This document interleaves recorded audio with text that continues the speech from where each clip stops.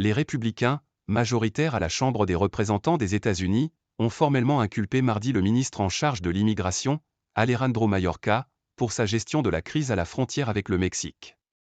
Le président démocrate a dénoncé un acte flagrant de politique politicienne.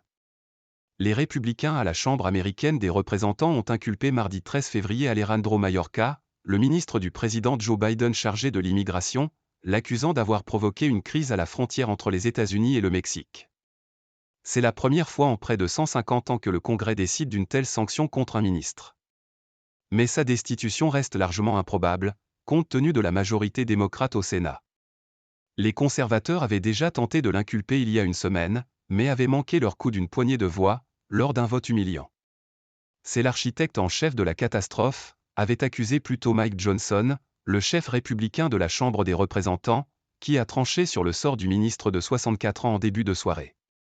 Joe Biden a rapidement réagi, en dénonçant, dans un communiqué, un acte flagrant de politique politicienne qui a pris pour cible un honorable serviteur de l'État.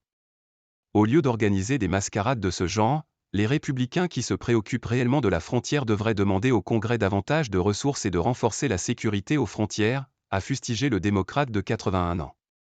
Manœuvre politique.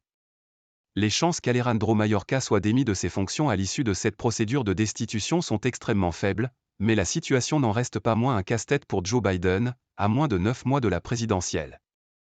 Les républicains, pour la plupart proches de l'ancien président Donald Trump à la rhétorique très anti-immigration, accusent le président démocrate d'avoir laissé le pays se faire envahir, prenant pour exemple le chiffre record de migrants arrêtés à la frontière, 302 000 en décembre.